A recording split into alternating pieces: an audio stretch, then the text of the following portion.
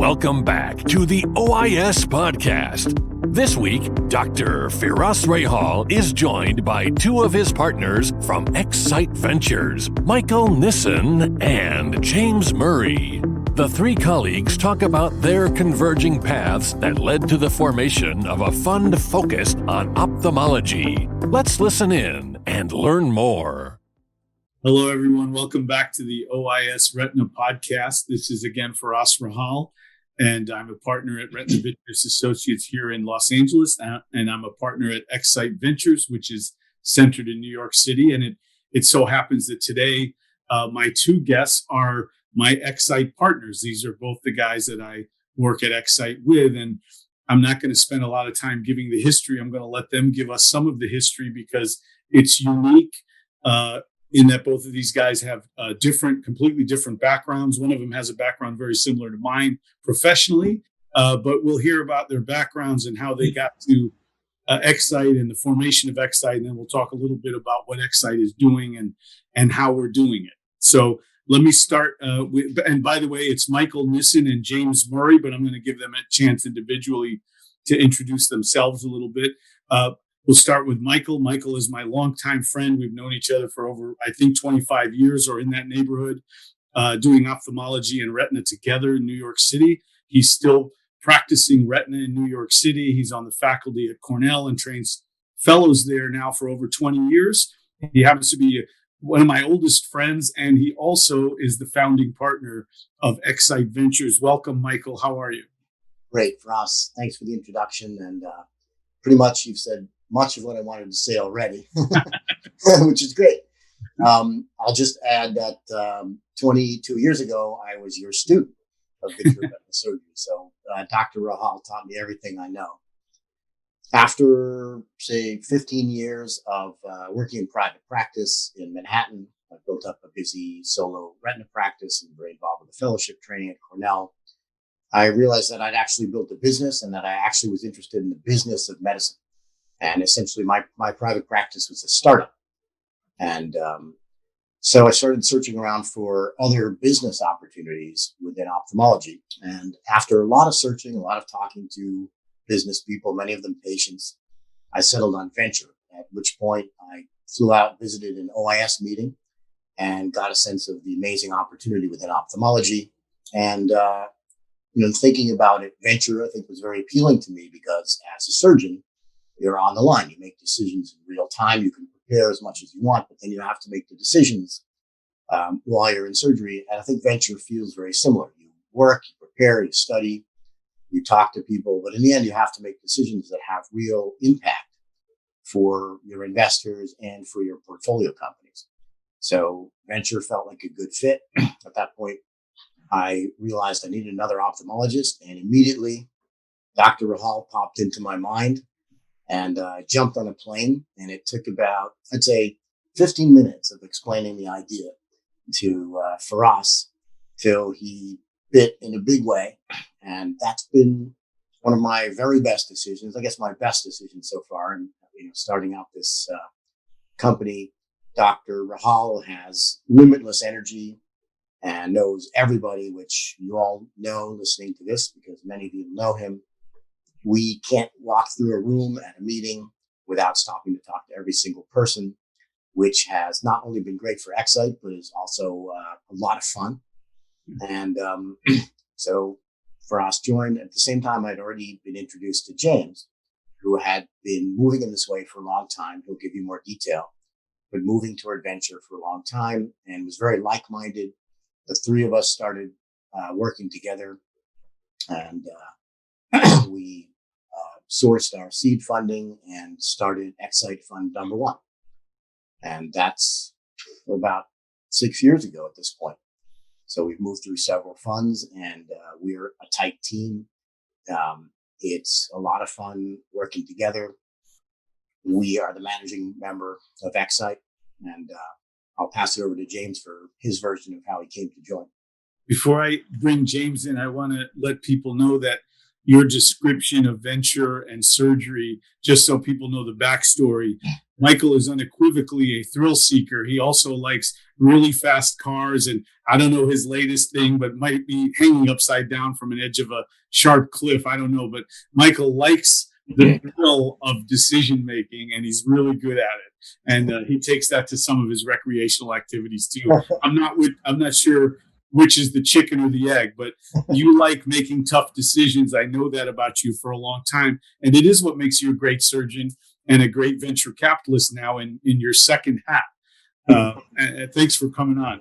James Murray is the other guest and the other partner at ExSight. And now James has become one of my best friends, although for a shorter amount of time, we've gotten to know each other pretty well in these last 6 or 7 years.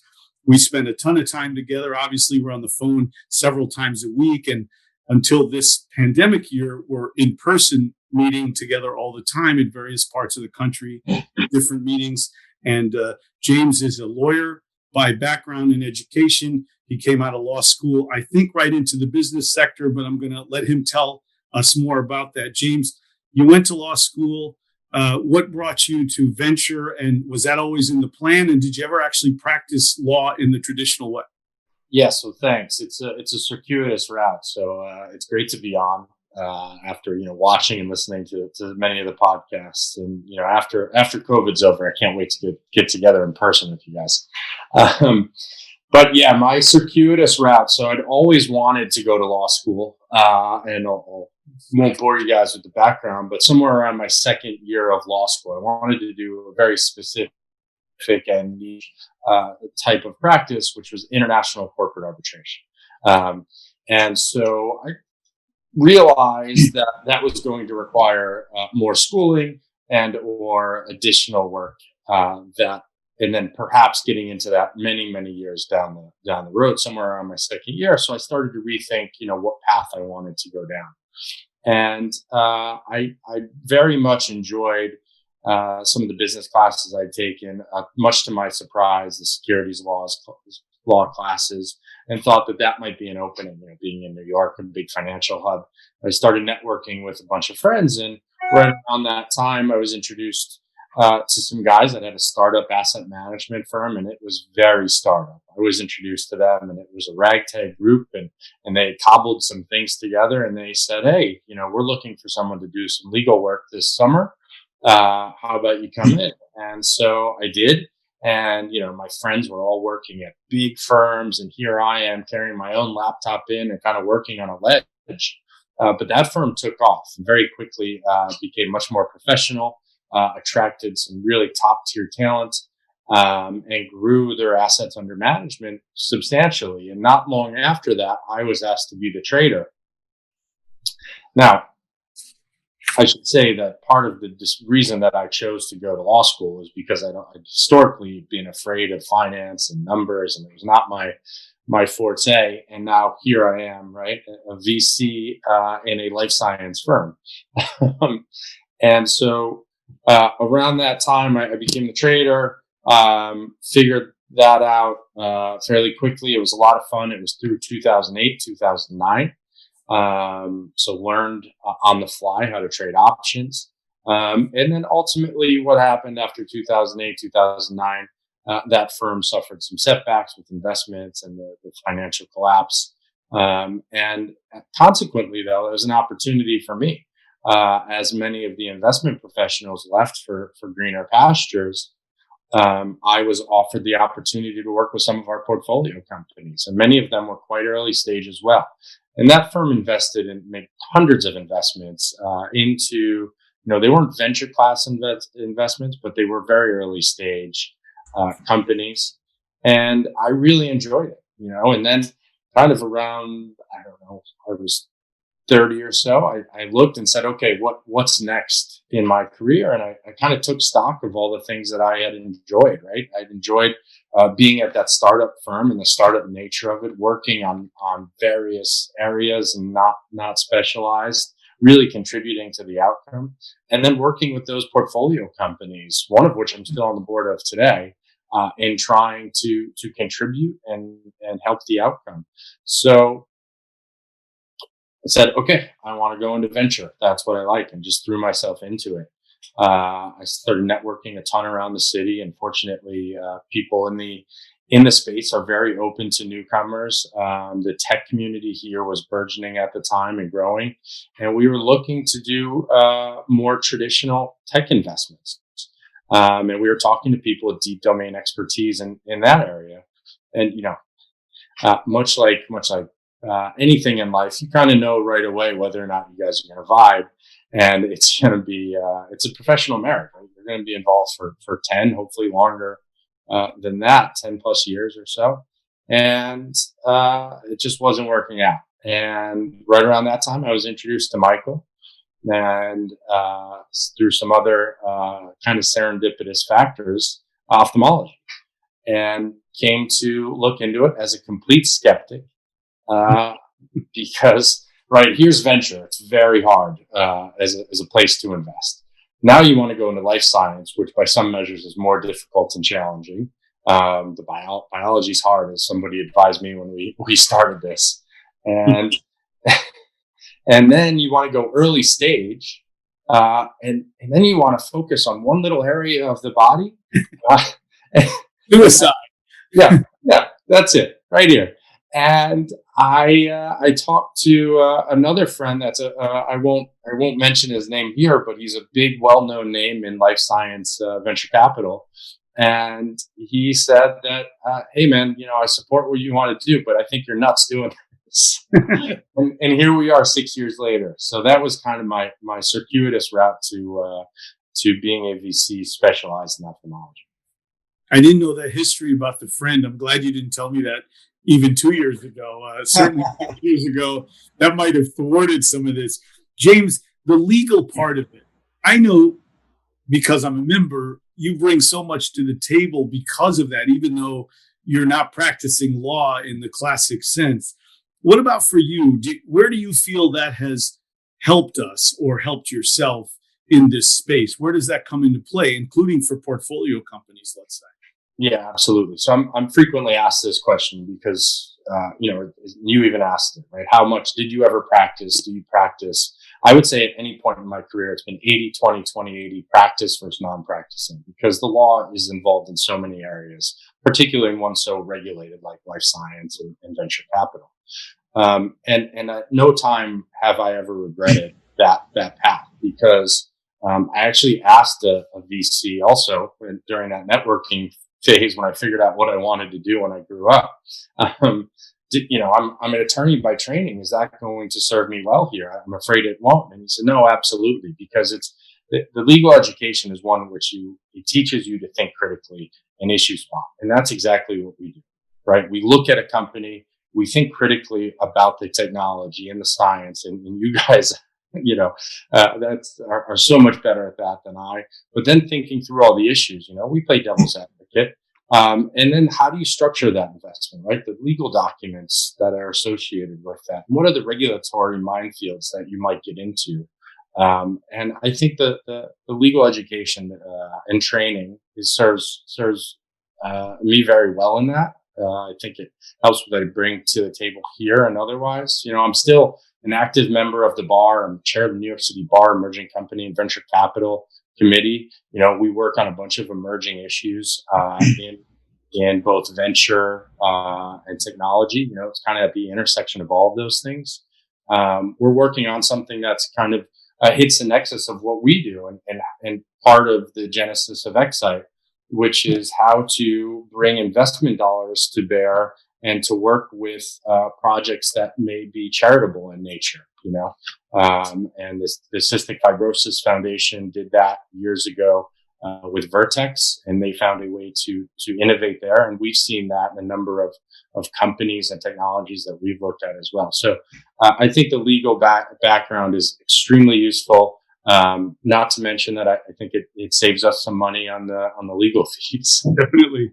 I'll just add to that and say, the fact that you're able to help us navigate potential pitfalls of starting a firm and growing a firm has been critical. It just adds to my comfort in this project right from the outset. I totally agree. I don't think we could have done it bootstrap the way we did without having that kind of legal expertise. Certainly you can hire that, but it is very expensive, and you can only get so much attention. Having someone inside with that knowledge has been, I think, critical to us being able to get off the ground. And with that in mind, Michael, back to you on the history. You guys both touched on the history of how we sort of came together and how it started. But honestly, my impression has been this has always been your brainchild, literally from moment one. You had the skill set in building the practice, and you have an understanding of ophthalmology. It's not a hard question to ask you why ophthalmology, but when did it become obvious, or how did you formulate a plan? What pieces did you feel like had to come together, and who did you talk to get advice, or even to know that an ophthalmology focused VC is a thing? Like, I'm not sure I would have known that before you came to me, and I'm glad you did. What were those early processes like for you? Well, I'll start out by saying I definitely did not know that it was a thing.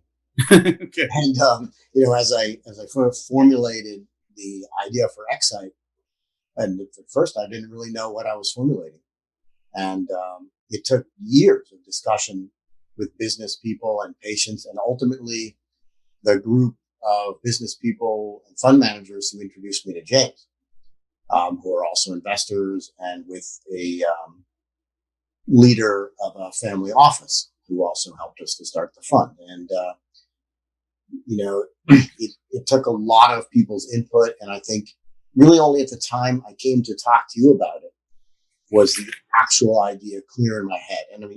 And James was a large part of formulating that too, because he and I had already been talking probably for a year at that point, a little loosely at first and then very seriously.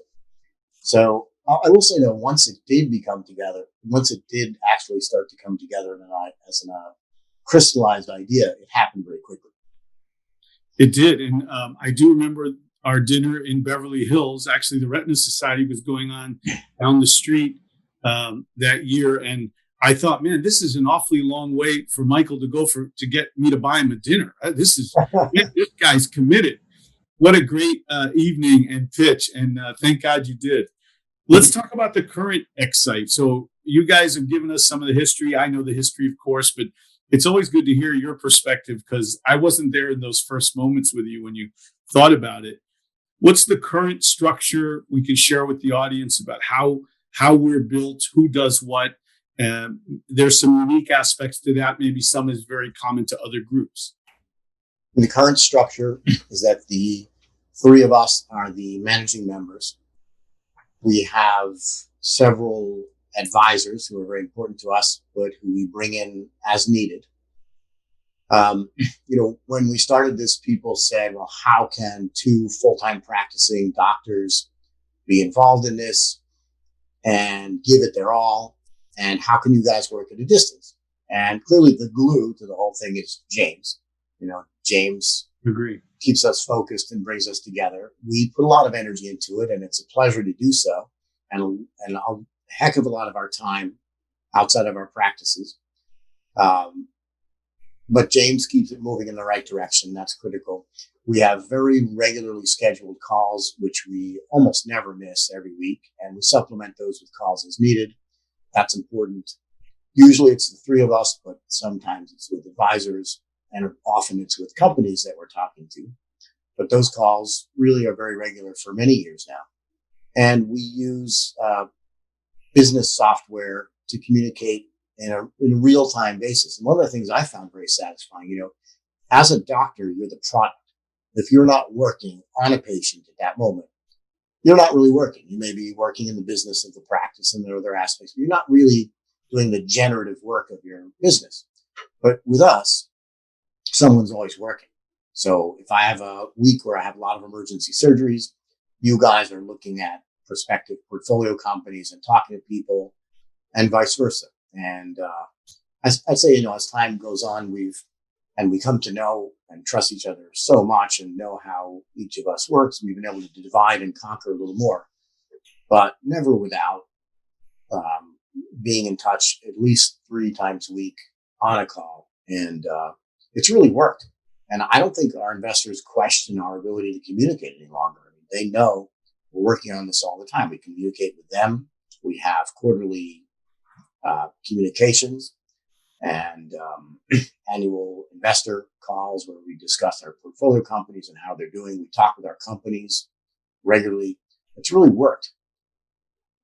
Yeah, honestly, the regularity has been super positive. If you asked me before, and even when we first discussed it, I would have had concerns. Can we really maintain that level of focus and energy doing all the other things that we have to do to run our practices? And it turns out, yes. And I know you feel this way. I look forward to those 3+ calls a week, maybe more than anything else that I'm doing professionally, because we have a lot of fun in those calls to go along with the business, and they're pretty concise. And James keeps us on point, which is important, but he fails at that sometimes because people like me tend to gab on about other things like the Buffalo Bills and the Indianapolis Colts. We'll talk about that later, James.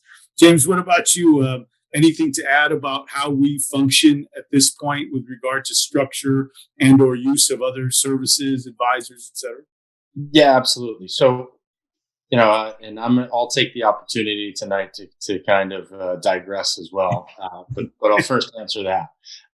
You guys know this in running your practices and building those and managing those successfully, right? The operations is so critical to the success of any organization. And in asset management and finance, the ops side is typically a negative, right? But in venture, people will tell you that if you back any company, it's the operations that are critical to the success of the organization.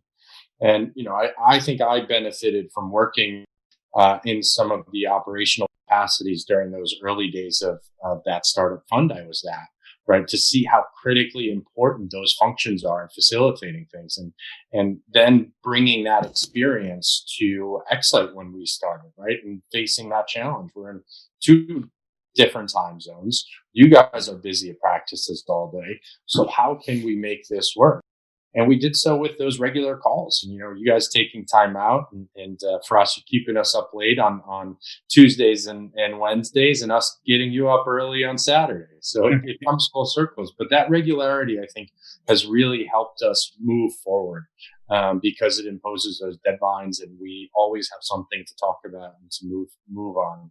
And we certainly have, as you said, I keep things on to that tight schedule because we have so much to look at. I mean, the opportunity set is so great in ophthalmology. And that's one of the questions we're always faced with. Are there really enough opportunities in ophthalmology? And I want to go back a bit to the founding of ExSight and when I was a skeptic. And one of my early realizations, we know this now, but what do you have in ophthalmology and really in life science, healthcare investing? You've got all this money that goes to research in grants and at the university level. And then you've got these massive pharma partners and biotech companies and the later stage massive venture capital funds.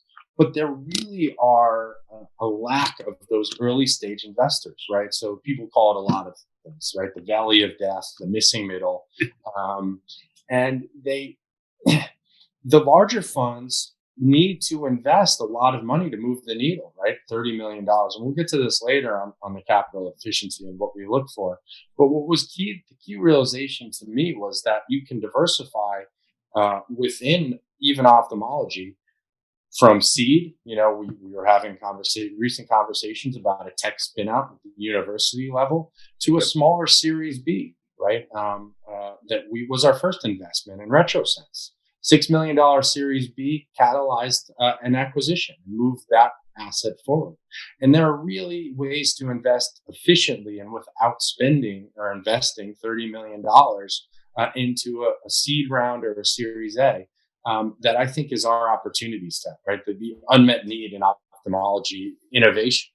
And so that I think that was my key realization to say this might actually work. And then, to diversify between sectors, right? The therapeutics, the ultra high risk therapeutics, balanced against a device that has some ex-US clinical data already. Right. So you can balance those different risk profiles. And I think that was, again, our key realization. And then just one more point on this before you cut me off. I won't. is when we started this, as you said, 6 years ago, right? I was listening and consuming a ton of information, VCs, And I listened to an interview with Mark Andreessen from Andreessen Horowitz, and they were just moving into biotech investing, which many tech investors had previously failed at. And he said something that still resonates with me, right? If you look at the tech ecosystem, it's 60, 70 years old now. And as that developed, so too did the VCs that invest in it, from later stage, larger funds, larger funds that invest across stages. And as they grew, they kind of started to miss those early stage opportunities. So what developed there to meet that need for those early stage entrepreneurs and founders was more specialized type of investing. And now in the tech ecosystem, you have plenty of these early stage specialized funds, whether it's media tech or SaaS, or Rivet Capital famously does fintech only. And we're simply bringing that model to the less developed ecosystem that is life science and biotech. And we're doing so first in ophthalmology, and hopefully we'll be able to grow that as we progress. But I just wanted to get that in, because it was a key insight early on that I think we collectively had, in saying that this is really an unmet need in the innovation space. So did you figure this part of it out along the way? I mean, look, all this stuff you're talking about and all the things I've learned have been along the way. I didn't take a business degree. I'm a doctor. My background isn't, but I get the sense that most of this stuff is learned in real time, on the fly, with experience by everyone, even those formally trained. Is that wrong? Can what you just said be taught in a classroom? Oh man, no, because I don't think so, right? Because we could blog about that. We could put that insight on the blog, and then it'd be out there, and maybe it's learned in a classroom. But the area and innovation generally moves so quickly, right? So you can't learn that in any classroom. I mean, we can, because you've got to be ready and willing to look at the next thing. We all bring our different backgrounds to this, right? And that gives us unique insights. And I think venture generally, and part of the reason it appeals to me so much, is that it's constantly evolving and changing. And so too with life science, and healthcare investing, right? Well, and so described as an evolution. And I wonder, you probably know this, I wouldn't, but my guess is that's playing out in so many other small niche specialties, like we're in one, but this previous gap area that may be getting filled in by smaller niche style VCs. Is that becoming more commonplace in other specialties? Yes, I think so. I'm going to toot our own horn here, but there was a journal piece over the summer, in the Wall Street Journal, about specialization in healthcare life science, and the jury's still very much out, as are we, right? We know the opportunity set is there, but it is going to take 10 or so years to actually prove out whether this is a sustainable model. And we'll see that, but there's definitely funds out there that are onto similar things. I mean, you had our friends at InFocus on several weeks ago. They've recognized this, and there are other examples in other fields, oncology for one. James is too modest to say so, but that Wall Street, for those who are listening, that Wall Street Journal article is real, and James was interviewed and gave some very nice quotes about niche investment in VC. I'll leave it there so I don't botch the paraphrasing of something you said brilliantly that I'll screw up, but you get the idea. Yes, thank you. But that makes total sense, right? Because if you're investing in many specialties, then how can you have the real-time insights that you and Michael bring to the table when we're talking about how your clinic flows or what the treatments are? It would be very easy for me to call up an expert, or an expert network, and get there and say, you guys have done this before. But it's not just the clinical or surgical side that you guys do, or the business of running a practice. It's also these 700 companies we looked at, right, along the way. And so when we look at a company in a space, we can compare it to 12 others or so immediately, right? And just using a number out there. But we know the type of innovation that's going on. And with that deep domain expertise, provided there are sufficient opportunities to invest in and the market need is there, as we know, then that really should drive your returns, especially in an industry like venture, where it's a power law industry and it's often quoted, maybe too much so. But studies show that 10 to 20% of the venture firms are responsible for 80 to 90% of the returns.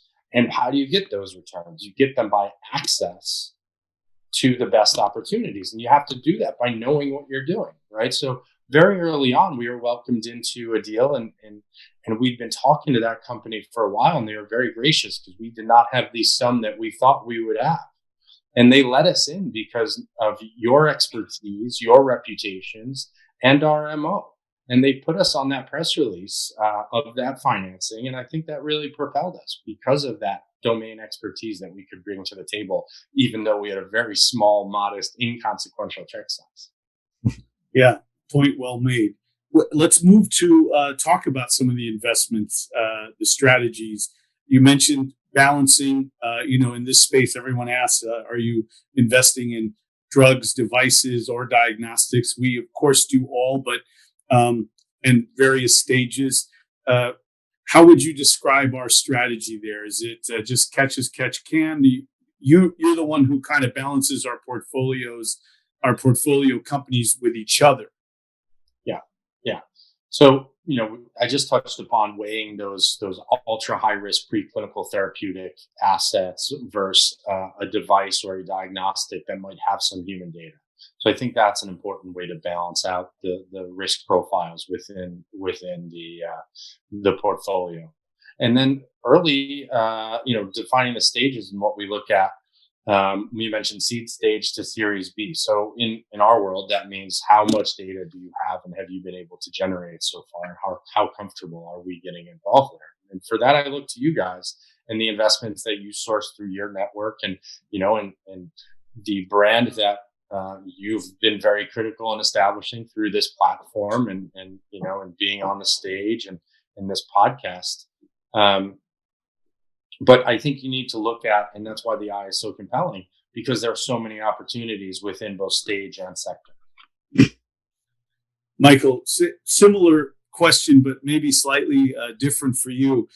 Maybe you can start off and James can chime in. Everyone always talks about the different aspects of the investment. What are the important features, the asset, the marketplace or market size, let's call it, and the management team are always the big three. How do you view that yourself personally, and how that's extended to us as a group? Where's the heavy weighting, or is there any? Over the last 5 years, we've definitely learned that there does need to be heavy weighting, and it's become clearer and clearer where it needs to be. It's on the team. The founding team of any company we look at has to be very special. They have to be experienced and dedicated and really driven. And we really have to believe that they can bring an asset all the way through the trials and tribulations of development and possibly clinical trials and additional rounds of fundraising. And that has turned out to be the key aspect. We've discovered that you can have a great asset, and you have to have a great asset. Like we're not going to invest in something where we don't love the asset. You can have a great asset and a market or something, and it's still completely critical that the team, and especially the leader of the team, is able to drive the whole process forward. So that's become our number one focus. And other than that, we have to love the asset. It has to be great and exciting, and it has to, for us, address really important problems in ophthalmology. We are doing this to create returns and to support great technology, but we're also doing it to solve problems and treat patients, expanding our impact. And that's part of the reason all three of us went into this, is to expand our impact on ophthalmology and on the world in general. So it's got to be something truly important. Other than that, we're open to many different areas. It just has to be, at this point in our development, within the eye, within our specific expertise. And by the way, I want to include James in that specific expertise. It's recently happened that other investment companies have actually called James for ophthalmology advice very appropriately. You mean somebody called James to fix their eye? We haven't even given him the fellowship yet. Michael and I have talked for years about giving James a fellowship in posterior segment surgery. Right. We figured we'd just skip right to the back of the eye since you're not going to do cataracts anyway. The team comments are your points are very well taken, and I'll speak for myself for a minute. In our process, we have some interaction, get a slide deck, exchange some emails, learn about the asset there in sort of an electronic form, and get ourselves comfortable with the asset. Maybe do some background reading, go back into the literature, and then there's the first one or two calls, and I find myself viewing those first one or two calls, and I didn't plan it this way, that I'm really just sort of listening to the team or the leader of the team present their case. And it's almost more like what's the style and goal of the presentation rather than the discussion of the asset. We're going to have a lot on that later for sure. But do you find yourself, Michael, viewing that first 30 to 60 minute call more of an assessment of the presentation? Yes. And I like the way you put it. You didn't plan it this way, right? Yeah. It's a surprise to me too. When we started this, expected to be analyzing science and data. And we do that, but not in the first stage. In the first stage, before we take a call, we want to make sure we have some interest in the asset. But even from the deck, we're assessing the style of the presentation. And we've seen so many now that we can get quite a lot out of that. And especially during those first one or two calls. And it's critical. And, it reminds me of one of your earlier podcasts with Steve Schwartz, where he said, to do something great, surround yourself with great people. Yeah. Well, you guys, of course. But we're looking for that in our portfolio companies too. Is there some depth of great people in the company, passionate, interested, competent people, but especially the leader. It's just not going to work. And I think it's important to say too, that we're looking for companies with a strong lead. We need companies that have a real leader or plans to, if they're very early stage companies, to get a real CEO with experience who we believe can actually develop the company. Yeah, I totally agree that the CEO, the lead principal of the company, makes all the difference. And we've experienced the furthest extremes in that regard. And I think we've gotten pretty fast at trying to recognize what we believe in those conversations. James, how about you? Do you have the similar view of that? And then ultimately, maybe you can move us forward into, after telling me your view on the management team and its relevance, what about deal sourcing then? Once how do we get there in the first place to that first conversation? Yeah, absolutely. So, you guys hit it. It's the team. We could talk here about, what the ownership percentage, valuation, capital efficiency, all of which is extremely important. I don't want to minimize that. But the team is the most critical, and particularly the founder and the types of people they can attract to them, right? So our process is to typically, even though we're early stage, we still follow companies for a while. And part of that is to get to know those teams and see how they deal with adversity, right? Because as an early stage founder, you're going to deal with stages of adversity. And do you exit, leaving perhaps the team in the lurch, or do you manage the process, and do you have tenacity, and are you able to attract other qualified people and investors along? And it's so critical. Can you get non-dilutive grant funding and things like that? Can you be resourceful and tenacious? And then on top of that, just being able to communicate. For us, you said you kind of sit back and listen. And I like to think of that. And I think you guys may have said it before, kind of the Columbo effect. And we're giving away some secrets now, but it's pretty obvious. It's like, I am smoking a cigar during most of those calls. You guys don't know because we don't Zoom yet for those calls. Yeah, right. I wear a trench coat and a cigar. I'm picturing you in your beautiful backyard with that view and looking at the place in that. But yeah, you just listen and you ask questions and you listen to the responses. And to use an extreme example, we were several years into this at this point. I was at a conference meeting with a bunch of companies, developing our deal flow and our network. And I met with this company, and they could not clearly articulate. And they were technical founders, but they had some experience, they could not clearly articulate their technology, right? Even to a lay person like me, they couldn't tell me what it was sufficient for me to go back and tell you guys. And to me, that's a huge red flag. Yeah. If you can't clearly communicate things, then that's a problem, not just to me, but to the general market, and to attract investment and to attract talent and to be able to move that technology forward. And they said to me, and this is a big no-no for anyone out there wondering, don't be condescending to a potential investor. They said, oh, just take this back to your partners. They'll understand. Oops. Yeah, not good. It's funny. That's a great point. And Michael and I have talked about this many times. We're always hearing, ophthalmology pitches, obviously.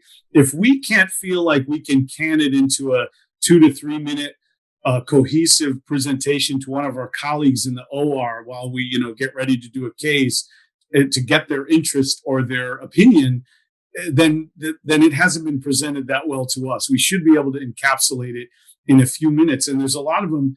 I just struggle to put together a story myself, which would be needed to get my investors interested in it, but even our colleagues interested or to comment on it if it's an area that Michael and I don't subspecialize in, like say glaucoma or refractive surgery. We have to be able to encapsulate it. So a lot of times that in itself is a bit of a diagnostic of how well was the story told to us.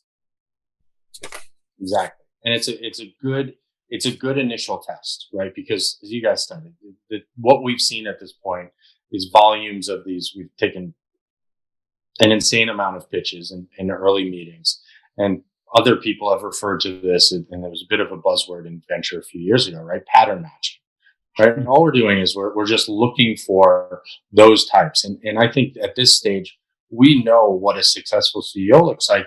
And it's not to say that it has to be a person with a certain resume or track record, right? 3 successful exits or anything like that. But it has to be an honest person, somebody that's intellectually curious, somebody that is willing to admit what they don't know. I mean, how many questions and pitches do we ask that there can't reasonably be answers to at this stage? Yeah. And how important is it when they're honest with that? You don't need an answer. Yeah, that's critical because that's going to play a role later when you're trying to get straight answers about timing and how funds are going to be deployed and when. And that's important for us to be able to be transparent for our investors. And we need that transparency from the portfolio company leaders. Right. And it's nothing in this space is linear, right? Like even the best companies will. Unfortunately, no. It's always a complexity. Let's talk a little bit in the final minutes here about some of the portfolio companies. I want to give you guys a chance to maybe pick one and go over. These are obviously companies that have checked those boxes that we were just referring to and much more, because there's a lot more to it than just what we've been able to cover. But I'm going to list the 8 or so companies that we have invested in up till now. And then you guys can each maybe take one and tell us a little bit about it. So these are, and they're not in any particular order, although the first one I list is the first investment we made, which did ultimately exit. Retrosense Therapeutics, Envision Diagnostics, LensGen, Trefoil Therapeutics, ONL Therapeutics, Cura, DTX Pharma, and Rivana Therapeutics. Unless I missed any, I think that covers them. And I don't know, Michael, you want to go first and tell us? I think you wanted to talk a little bit about Rivana. Yeah. So Rivana is a drug delivery company. And when we first started ExSight, we identified specific areas of need within ophthalmology that we wanted to try to fill. And at the top of the list was drug delivery. I think that's at the top of a lot of people's list. I know, Rob and Ron of InFocus that, who we share ideas with regularly, have the same idea. And we began to look at drug delivery companies right off the bat. And I don't know how many drug delivery companies we've looked at, but we've gone into pretty deep diligence with a number of them. And Rivana is a clear standout. So Rivana is CEO'd by Michael O'Rourke, who has extensive experience in drug delivery within ophthalmology.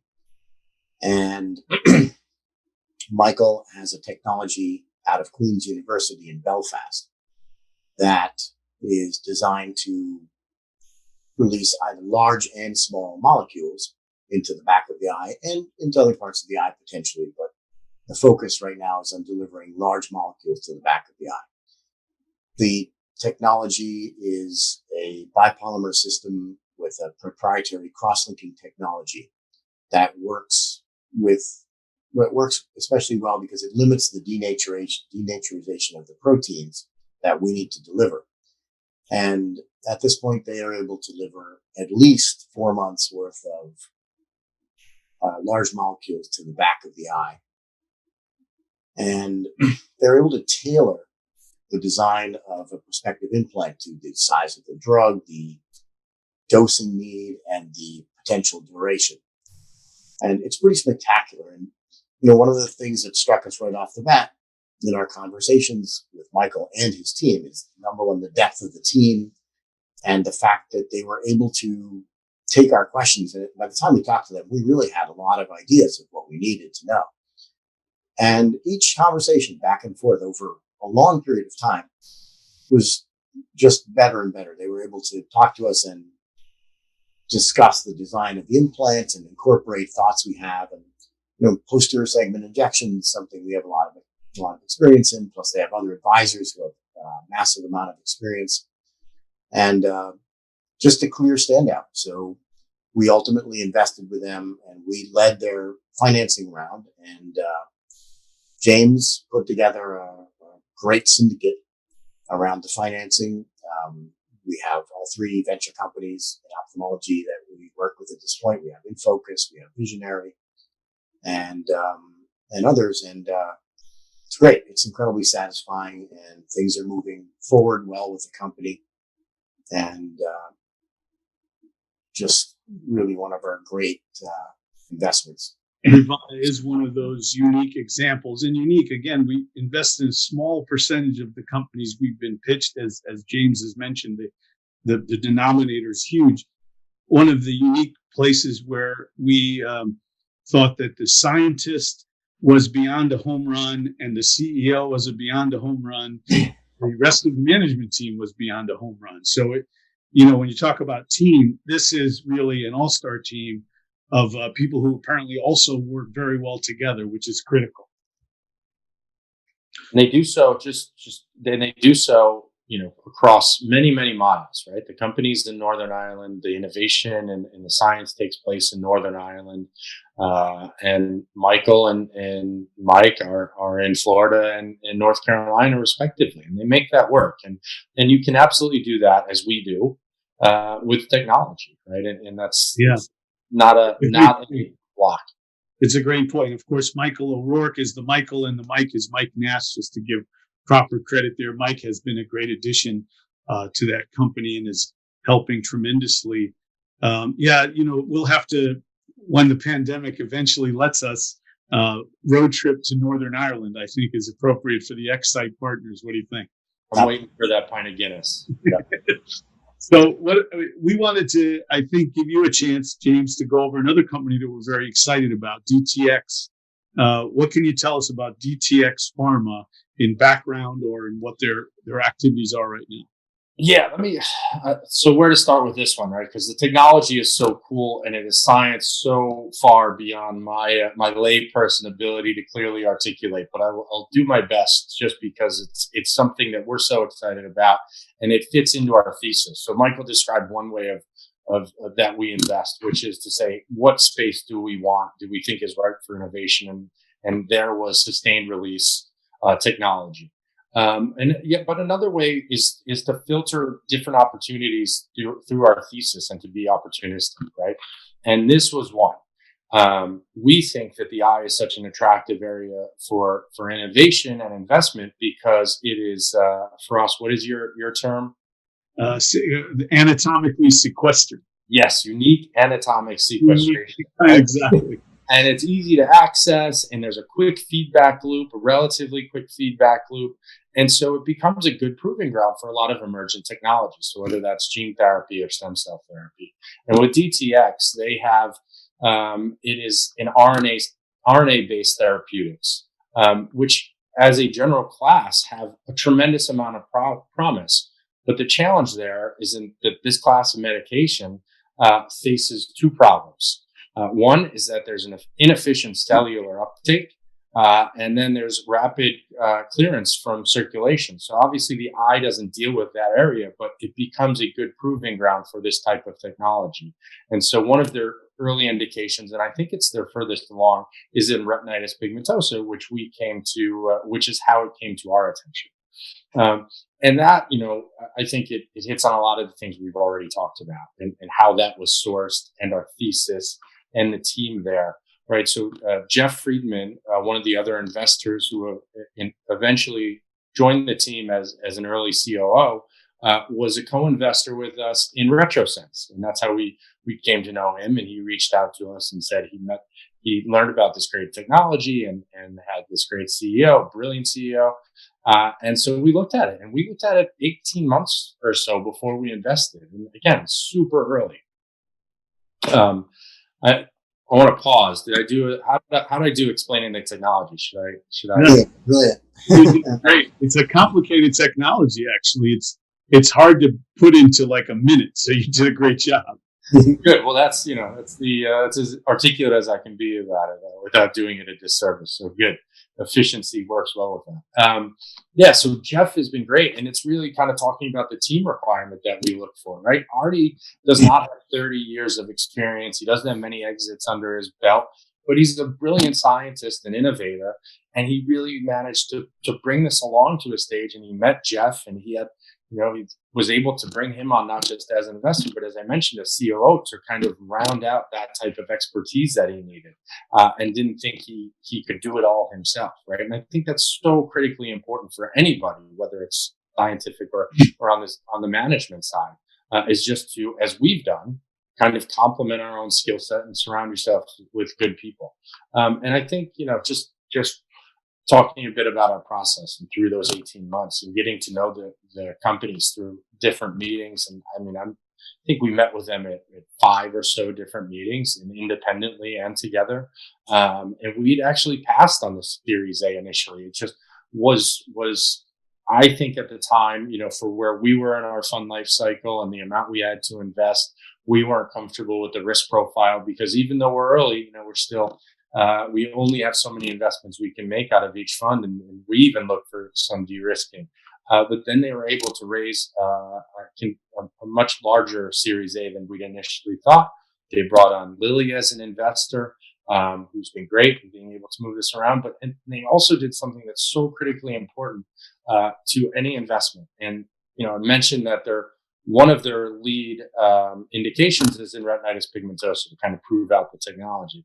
But they also have potential indications in Charcot-Marie-Tooth, I hope I pronounced that properly, and Alzheimer's and muscular dystrophy. And they've been extremely capital efficient by being able to bring in grant funding through those types of nonprofit organizations to advance the science. And then one of the last points I just want to touch on, not just our process, but in our efforts that we contribute after the finance, right? And the things that we bring to the table as investors. And, I haven't even shared this with you guys yet. It was earlier this week, I caught up with Mike Nash from Ravana, and we were talking through some of the progress there. And Mike said, and I thought this was a great compliment, not just to us, but to our friends at Visionary Ventures and InFocus, is that because of the expertise that each of this team brings, he has not ever seen the depth of expertise brought to such an early asset. And I think that's key in moving these things forward, right? And it's so important. And then you, for us, have done a bit of that also with DTX, right? Your involvement there has helped facilitate progress and conversation around the SAB. Is that correct? Yeah. We had a meeting that I helped with, and Jeff and Artie don't need that much help, because to round back to the original points we're making about management, they're both terrific communicators. Beyond being brilliant and understanding this science that can be tough to understand for most of us, They're really great communicators, both in person, over the phone, and in writing. Their emails are clear. That means everything. It keeps people engaged and it gets people interested because they feel like they are in understanding the story. These things can get pretty complicated, the science part of it, and even the financial part of it can get complicated. It's easy to lose people and have them be disengaged. They, and as well as Michael O'Rourke and Mike Nash, great examples of people that communicate very well with their investors, with the scientific community, with the scientific advisory board. So yeah, I enjoy working with them, and I was glad to participate in that conference, and we'll try to keep doing more. Those are both terrific examples of very well run companies. We have others. We have limited time, so I limited you guys to one each. I'm thrilled that we had a chance to talk about those. More importantly, thrilled to have given you guys a chance to talk about ExSight, which I'm proud to be a part of. And I'll share with the audience that you can't work with two nicer, more skilled people than Mike Nissen and James Murray. They're too humble to say something like that. So I'll say it for them. And thank you for coming on, and thanks for giving the history of our great little company. Thanks, Rob. Appreciate it. Likewise about you, man. Thanks. This was great. Thank you. Thanks for listening to this episode of the OIS Podcast. We hope you enjoyed this discussion and encourage you to visit the ExSight Ventures website to connect with them. But before you do, be sure to subscribe, rate, and review our podcast so we can keep the discussions coming. Want more OIS content? Head over to OIS.net to see the full 2021 event calendar. Until next time, keep innovating.